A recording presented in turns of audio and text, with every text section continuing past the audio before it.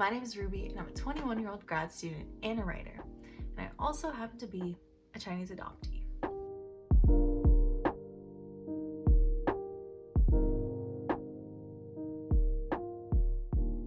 So that's not normally how to introduce myself. I wouldn't just say, I'm a Chinese adoptee, because I feel like that's going a step further than the average person needs to know. I mean, maybe they can already tell by my European sounding last name, and then they look at me and then they're like, nah, I don't know what's going on. You're not one of us, and you're not one of them. I promise I'm not a narcissist. I just get this feeling of paranoia and hyper self-awareness around people and places that are supposed to feel like home. I was raised Jewish by a white single mother whom I love, but that doesn't change people's assumptions of me as someone who physically looks Asian. And as much as I don't want to admit it, I think I'm always going to have a certain level of discomfort because I don't meet their expectations. Now, I'm not thinking about this all the time. It's just kind of there and I let it be. And that doesn't mean I'm self-loathing or I haven't tried to assimilate into my own culture. You know, just accept my Chineseness, take initiative, own it per se. Trust me, I still suck at Chinese. I will learn one day, but that's just not my priority right now. You know, I wasn't always this introspective. People will say it's part of growing up, but isn't there a point after the coming of age part when it's not supposed to matter as much? When we stop caring how we're perceived? When we found a place where we belong, 100%? Jenna from the doc, somewhere between, says the words that I've felt but haven't always been able to say. I don't think that I could ever consider myself fully Chinese or fully American. I think that no matter where I am in life, I'm always going to be sort of somewhere in between. For transracial adoptees, it's especially confusing to navigate who we are and who we want to be. We don't look like the people who raised us, and we can't just open a photo album and look at photos and hear stories about those who came before us. It's not knowing information about our pasts and then navigating that space within a world that sees us differently than we see and understand ourselves. There's this phrase in the adoption community called coming out of the fog. Writer Blake Gibbons explains, it's an organic and non-linear process by which an adoptee begins to unlearn and deconstruct the mythologies taught to them about adoption by the adoptive family and mainstream society at large. It is a process of personal reclamation and authority of one's own story. The dominant narrative is that transracial adoption is this beautiful, colorblind love where the adoptee should be grateful for the generosity and the opportunities that they've been given. Gibbons also says, we want to pretend that our children grew in our hearts, were always ours, or placed with us as God's plan. But these are gross violations against child identity, child rights, and scientific fact. By not acknowledging our inherent trauma, you're acting as if our lives before adoption don't count. You're erasing that part of who we are. And not every adoptee will come out of the fog. That's perfectly okay. For those of us who do, it can be extremely isolating coming to terms with the great loss we've experienced. Like everyone else in the universe, we're tethered to the choices that are out of our control. And as adoptees, we're tethered to these people and identities, who we could have been, what our lives could have been, but we know what history tells us. We know about China's one-child policy introduced in 1979. Although it significantly lowered China's birth rate, it didn't completely prevent families from having multiple babies, nor did it hinder the cultural preference for sons or the relinquishment of daughters. In 1991, China began to allow adoptions to the US, Canada, Spain, the UK, and other places. China enacted the two-child policy in 2015 as a reaction to the national gender imbalance. About 110,000 Chinese adoptees have been adopted internationally. We too are a part of this aftermath, and it can be difficult to imagine ourselves as pieces of this history. I was adopted in 2000 at 10 months old.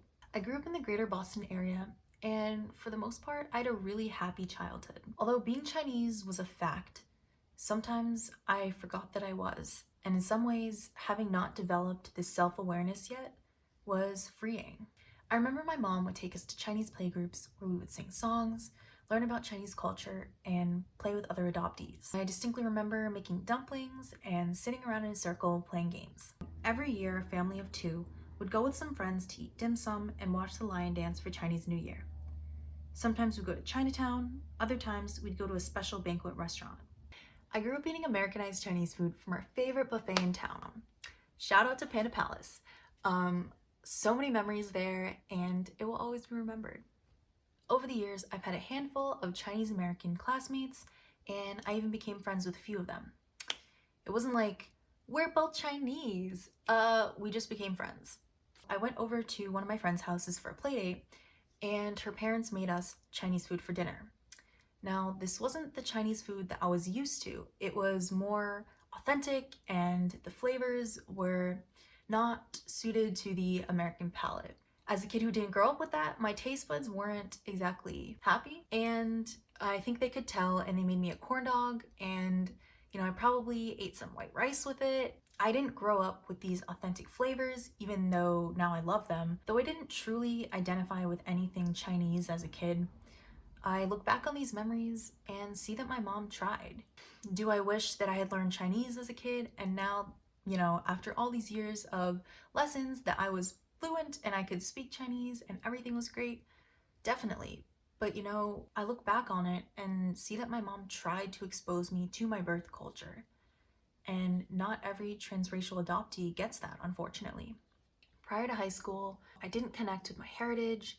I felt awkward about how I looked, like everyone else in high school probably. It was just like, I know I'm Asian, but that's about it. Like, I don't feel Asian on the inside, and I didn't want to think about adoption. I didn't want to explore these thoughts and think about them too deeply because I was scared that I would get sucked too deep into that black hole of thinking about things that I couldn't do anything about. It wasn't until the end of sophomore year of high school when I discovered Asian singer-songwriters, vloggers, and creators on YouTube who were proud of their heritage and, were confident in who they were. I also started joining Chinese Facebook groups, Chinese adoptee Facebook groups.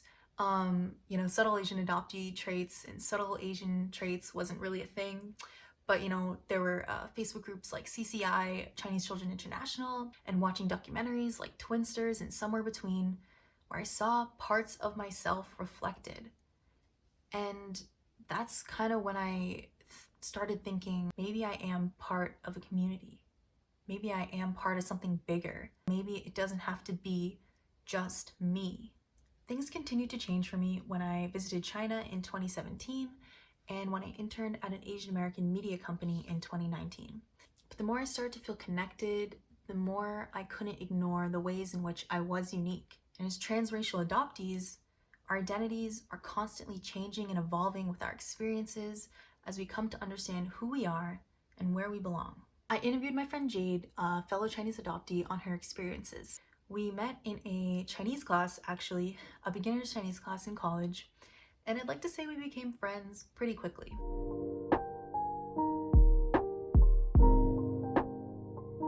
Hi, my name is Jade. I am 26 years old. I used to be in the Navy, and now I'm at Quinnipiac doing my medical degree. I want to do neuroscience or dermatology.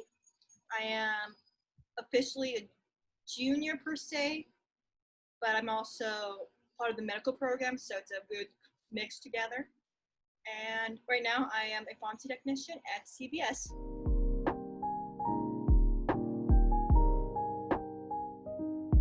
So I grew up in a very Irish household. My last name is Flanagan, so it's a very embodiment of the Irish culture. Like, I have potatoes all the time in my house. All my friends and family, they're white. We have freckles all the time, and then I get my strange Asian freckles too. But it's like, I remember when I was really young, I loved Sleeping Beauty. I thought she was like the most amazing thing ever. Like, she was so pretty with her gold hair, and she was white, and she looked more like my mom, in my opinion, the one who adopted me. So I just thought she was the most prettiest thing ever. I remember one day I wanted to be her for Halloween, and some kid laughed at me. She's like, "You can't be her. You don't look anything like her."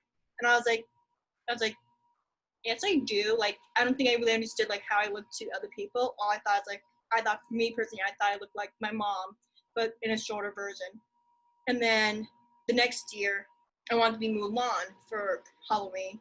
And everyone's so praising me, and they're like, "Oh yeah, you totally look like Mulan. Like, you should join the military and and do this and that, and like you look so cute in this. Like I got more praises for being Mulan than I did for being Sleeping Beauty. Or so I didn't really understand the concept of like how I looked. All I knew is that like I liked TV, I liked Disney, my mom liked me, and we were happy, you know? I don't know, like small things like throughout my life started registering with me. It's like, oh, I don't really look like how I think I do. You know, like I remember one time I went to like Disneyland and you know Splash Mountain, how like they were singing you? Exactly. Love So, that ride. it's my favorite ride ever. But no, good. so I went and it was a school trip because I lived in California. So going to Disneyland was like a Tuesday for us. We did it all the time. Oh. And it was a cool trip. And this one kid was like, Jade, your eyes are closed. I was like, no, they're not. I kept my eyes open the whole entire time. And like he was teasing me, saying like, "Oh, you were scared of the ride. You were terrified." I was like, "No, I wasn't. Like, it's my favorite ride. I've been on this ride more than you have been." And it's just like it's such a petty conversation. But it's like moments like those, you're like, they're like, "Oh, they're talking about my eyes." I mean, one guy told me that I had like a pancake face, like it really hurt my feelings. But like, I don't think it's like there was an exact time. It's just like eventually as I grew up and I looked at myself and I saw myself, I realized I wasn't white with, you know, big eyes and that fair skin tone. I didn't have blonde hair.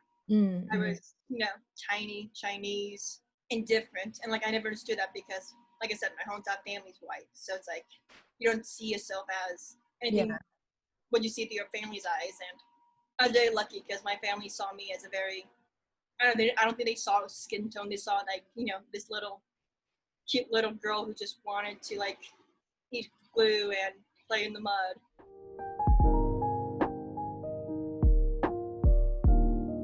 So I was adopted out of the Shanghai province, I believe. I'm not exactly sure because my adopted mother isn't here, so I don't really have any good field point where I was adopted from. But I always told myself like my hometown plan was after high school, I was gonna go to China, you know, and do a Chinese visit. I wanted to like get some Chinese classes in, but life happened and like my mom passed away, my uncle passed away, and so like we never got a chance to do it. So now, and then once I joined the military, I was stuck to my military base and I was stuck to where I had to be. And like we went out, like we traveled. I did like 2 deployments, but we never got a chance to go to China, which really bothered me. But I mean, for me personally, I think after I'm done with med school, once I've got like more situated, I have more time, money, and I do want to learn the language so that I don't feel like I'm just like a ditzy American, I guess, per se. But I definitely want to go back. It's just not right now, not on the cards, but it is on my bucket list to do.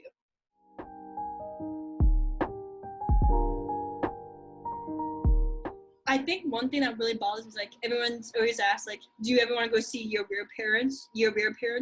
And I'm thinking in my head like my real parents were Duran and Dennis and Tim, you know, like those are my real parents. I don't know, it's like I feel like people think like, oh, you care more about your genetics than you care about who took care of you, you know, who financially supported you when you got sick or when you went to school. It's just like I feel like the idea of like what a parent is so confusing to other people who actually have, you know, the genetic parents with them. Like it's like I hate when people say like, oh, do you want to go see your real parents? And like they're my genetics parents. They're not really, you know, they gave me my DNA.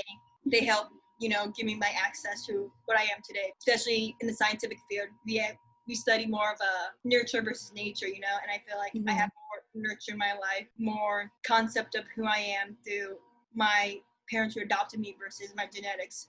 Another thing that always bothered me was no matter where I go, so I live right next to Yale, and I have friends and family of mine who they go to Southern and whatnot. We always go downtown to Yale because, you know, it's close, it's there, it's hip, they have great food.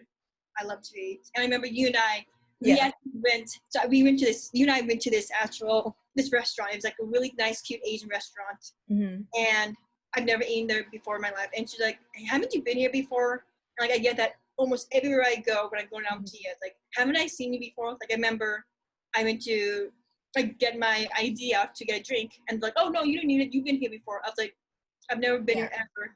But even at my job, they're like, aren't you? You're saying to be a doctor, right? Like, like I get this typical like, oh, you have to go to Yale, right? And it's like, I mean, yeah, I got accepted to there, but I don't go to Yale. Yes, I am studying to be a doctor, but like I don't understand. Like I don't think anything about me screams, oh, I want to study to be a doctor. Minus the fact that I talk about medicine, I talk about surgery, I talk about illnesses, I talk about viruses, and epidemiology of how life came about, but it's just, you wouldn't know that for me Yeah. if you didn't ask me questions about that. I think I try to stay very to myself and, try to get my job done without trying to disclose too much information about who I am.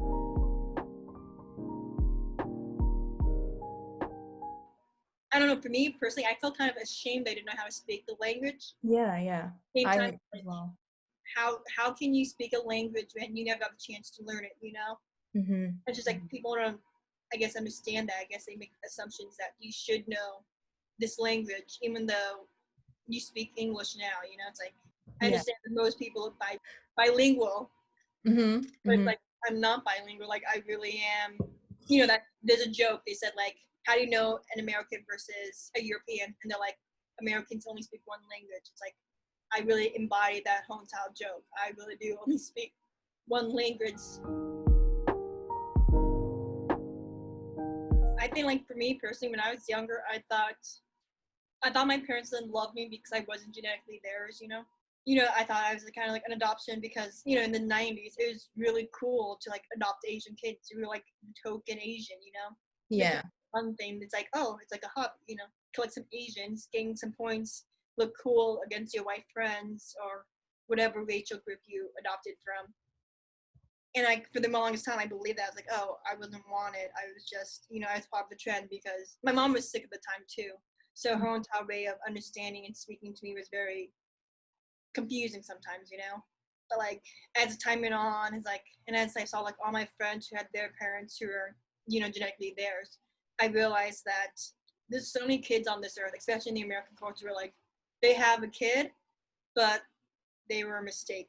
Like, and then as I continued on to learn about like adoption in China and like most other countries like Russia too, it's like they go through little hoops on fire just to like get this kid. And I think once I realized that, oh, I was really wanted because Yeah. they really had to have like a certain income. You have to be married for a certain amount of years. You have to be, I think, about 35 or older to adopt this kid. Tell that you have to prove evidence that you can provide the kid for the next 10 years. It's a whole entire spiel about Yeah. why you can adopt someone. And I thought it was really cool, that I it took a lot of time for someone to want to be with you. Mhm. The media concept, I definitely think for the longest time for me, I was sucked into it. They're like, oh, I was just a token. I was adopted because I was Chinese, and I don't know anything about my genetics. I was literally dropped off at the orphanage, no note, no anything, just Mhm. completely confused. And then on top of that, like, I had illnesses too. Like they said, I had scabies, I had tapeworms. So like I was thinking like maybe my parents didn't want me because I was sick and like they couldn't afford me, or Mhm. like I like kept on learning and like researching. I found it like definitely in the early '90s they still had only that one child rule. So it's possible I had a sibling per se, or maybe they wanted me to be a guy. Like there's just so many questions. Like everyone's always telling me like, oh, the reason why you're adopted is because you're a female girl, or because, Yeah. and like this constantly jokes. Like even like I remember I watched an episode of like Family Guy the other day, and what happened? Death died, and there's another death, and he was like, you're dead now. It's like, oh, what do I do? It's like, well, you got to be burned. And then literally 2 seconds later, the death guy comes back, and he's like, Chinese girl? He's like, Chinese girl. And like, honestly, I thought that was kind of funny, but like at the same time, it's like, there's so much jokes behind that stigma. It's like, oh, if you're not a female, you're not going to be wanted in Asian culture. As lucky as we are, we live in America. So, I can actually go to college and not get too made fun of for wanting to be a doctor. Like, even like in the military, like, for the most part, I was thought of as mostly an equal, amongst my peers. Like, I knew more stuff than the guy next to me when it came to guns or navigation or like combat. So I definitely ate up the media's idea that, oh, you need to be a guy, an Asian, to Mhm. do something proper in your life.